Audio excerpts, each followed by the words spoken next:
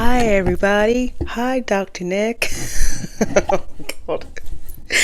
That's so bad. I need to watch The Simpsons. Hi everybody. I hope you're all well. It's occurred to me I haven't done a read and wrap up video at all on this channel all year. So I thought I would come on today and do a brief summary of all the books I've read in 2025 so far. So I hope you enjoy it. It'll be a short and sweet video. After this, I will resume my regular programming of the reading wrap-ups. So I'll do my August reading wrap-up in September as normal. So without further ado, let's get started. Fruit of the Dead by Rachel Lyon. Basically the whole Neil Gaiman allegations in one book. We follow a young girl who's 18. She becomes a nanny for a really filthy rich, disgusting, dirty, horrible man and goes out to live on his estate. Basically one hot, corrupt summer. I enjoyed it. It was okay, but there were some dark themes in there. So yeah, definitely check the triggers. Small Worlds by Caleb Ajuman Nelson. Impeccable writing. I can honestly say this book changed my life and how I want to experience life going forward. Highly recommend it. It's a great book about friendships, relationships, family, grief, race, trauma, all that stuff. Deep End by Ali Hazelwood. A super spicy sports romance. 10 out of 10, no notes. Loved it. The House of My Mother by Shari Frankie. This was a memoir. I thought this was alarming but not surprising, and I'm really glad that justice was served. Highly recommend you giving it a read or listen to the audiobook. Ace of Spades by Farida Abike Imide. I really loved this. This was a super fun thriller with some dark themes in there. We follow these two black kids in this very predominantly white school as some eerie things are going on and they're being targeted, and yeah, it's really good. I think it's supposed to be like reminiscent of like Gossip Girl a little bit.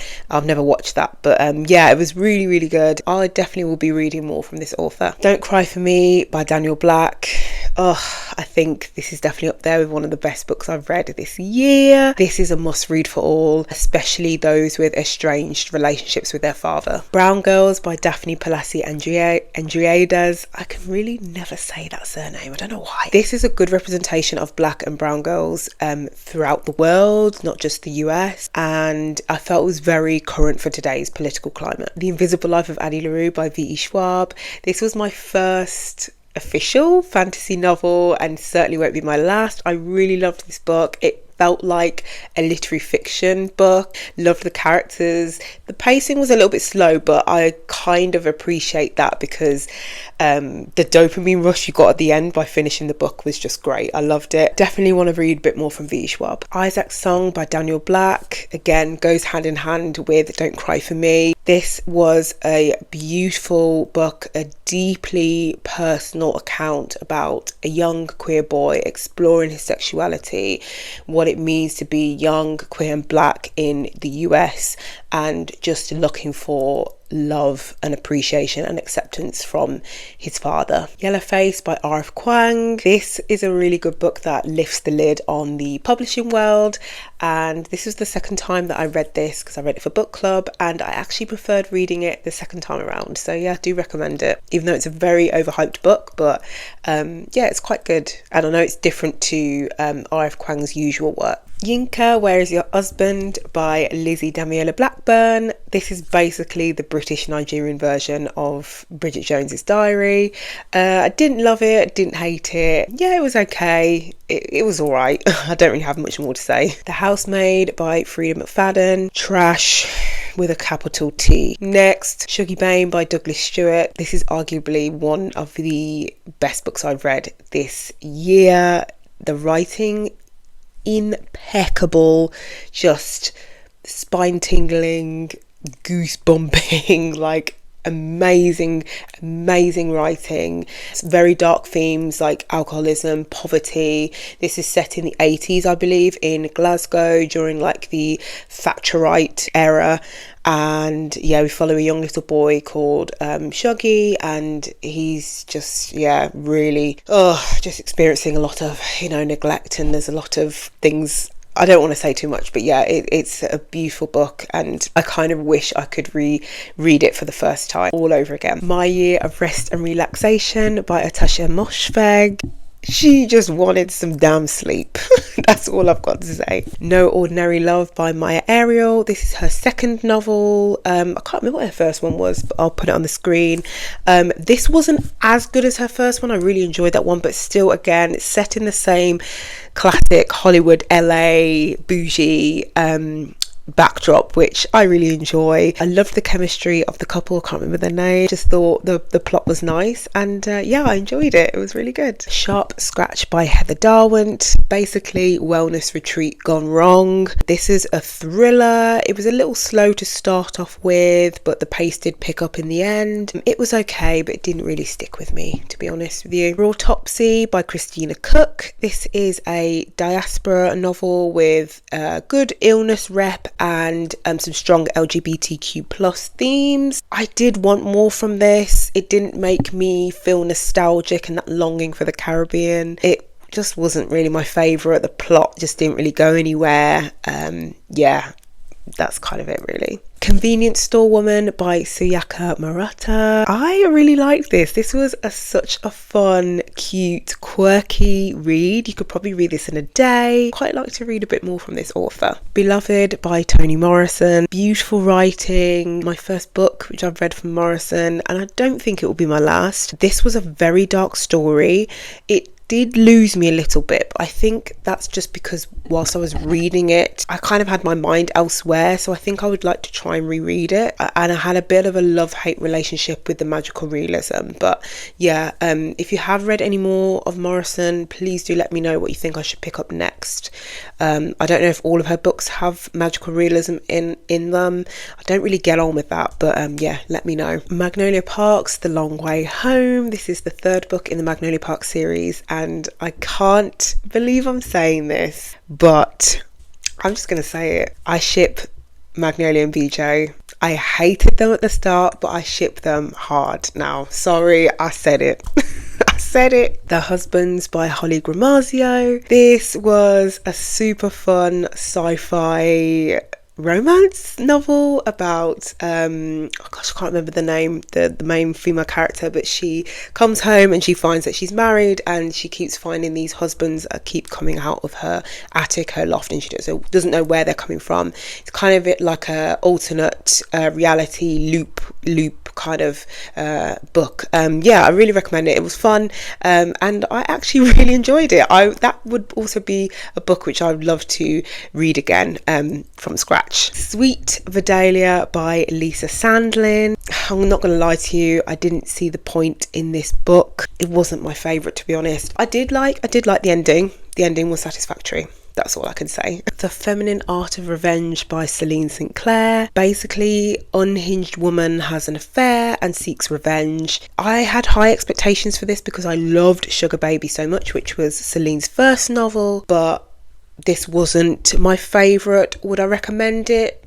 Yeah, but I'm not going to scream from the rooftops to go out and buy it, to be honest with you. I'm sorry, I know the publisher sent it to me, but I'm just being honest. Valley Verified by Kyla Zhao. This is a workplace book with a little bit of romance, and basically about like bit of like scandal stuff.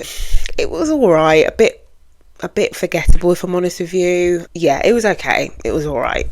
On Earth We're Briefly Gorgeous by Ocean Vuong. This was really beautiful. It was a lyrical, like very lyrical, very moving. This is a book about generational trauma, exploring sexuality. Oh, sorry, it's about a character called Little Dog. It's in the narrative of him writing letters to his mother, who is illiterate. Very, very sad. I didn't like I don't know if this isn't really a spoiler, but there is a bit about like animal cruelty, and if you've read this book, you know what I'm talking about. That was a bit disturbing, but yeah, apart from that, it was really good, and I would be open to reading more from this author. Girl Crush by Florence Given. This was a book set in 2030, and it's all about a social media app called Wonderland, and the female character, I can't remember her name, Grace was it, really goes viral on there from like a viral video. And this just shows the deep, dark, corrupt world of social media and how toxic and damaging it can be. Again, it was okay. I did a bit of research and realised that this is kind of based on the author's life and what she went through, kind of a little bit. I thought there was a lot of plot holes. For example, I think the main character mentioned, I'm sure she did, she mentioned that her dad had ME,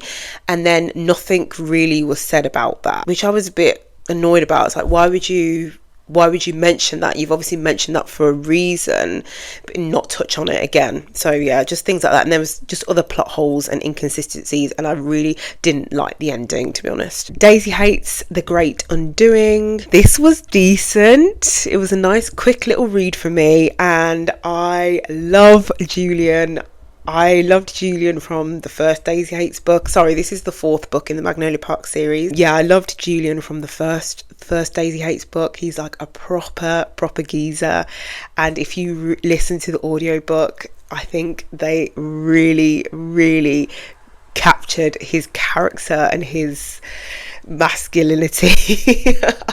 I love it, and I believe there's going to be a TV show of this, and I can't wait to watch it. Anniebot by Sierra Greer. Watch my short. Dransition Baby by Tori Peters. This is a great book about gender and sexuality and motherhood and like unconventional families and not conforming to the norms. Really good book, to be fair. The writing was really good as well, and I'd be very interested to read more from this author. Little Rot by Akwaeke Emeze. If you saw my latest short, you would know how much I adored this book. I loved it. I went in not knowing anything about it, and I suggest you do the same. It was so unexpected. It was deeply disturbing. It was very dark, so do check the triggers because there's some very dark scenes in there. Highly recommend it, and I will definitely be reading more from them. And lastly, we've got Out on a Limb by Hannah Bonham Young, and I think this has to be my favourite romance novel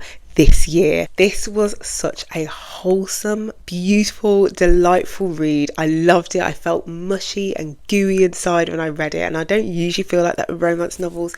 I laughed, the banter was great, the romance was lovely, the chemistry was perfect, the spicy scenes were excellent. The boyfriend Beau was just the biggest green flag, and I just absolutely adored him.